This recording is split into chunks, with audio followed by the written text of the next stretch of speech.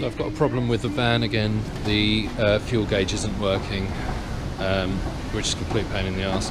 From what I've read up, you can test the resistance across the fuel sender under the seat. So I'm going to take the passenger seat out.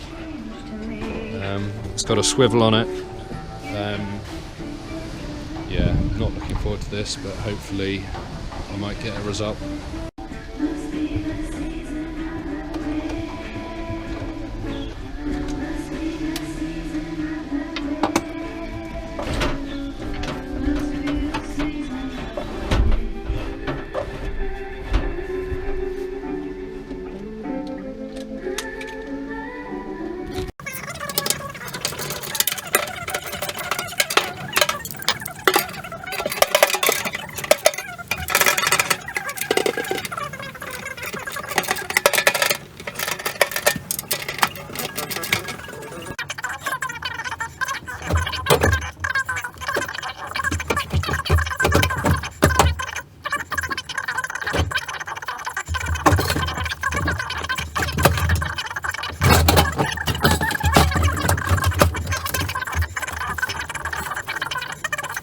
Some of the animals and what have you. So yeah, the history of magic, it runs very deep, and the sun was white as though chidden of God, and a few leaves lay on the starving soul. Oh my god. They'd fallen from an ash and were grey.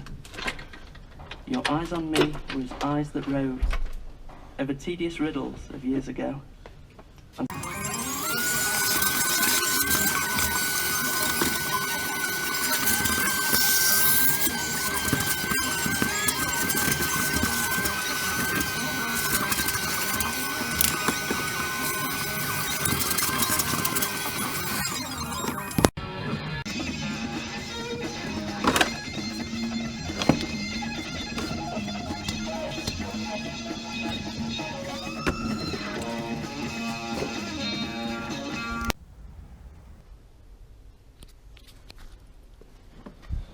So that's a bit of a weird one really.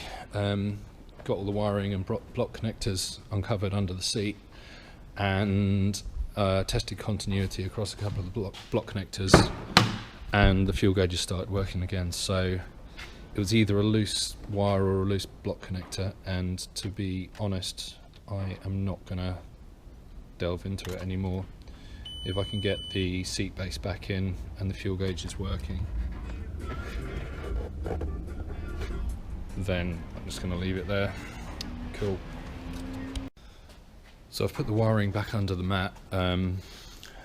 Basically, I've made sure that the block connectors are as flat as possible against the floor, and there aren't any really tight turns in the wiring, which is pretty hard because there's a lot under there. So the seat base is about to go back in. Just going to make sure that the fuel gauge is still working.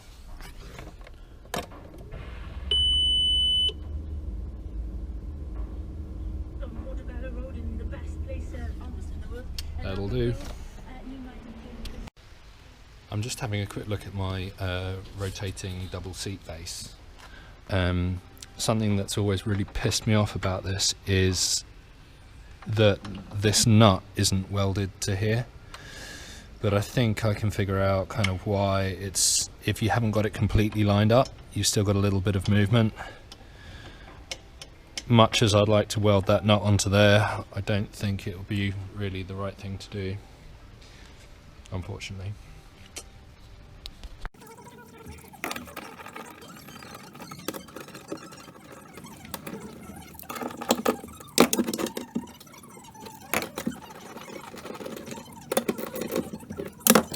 So it looks like this locates in here.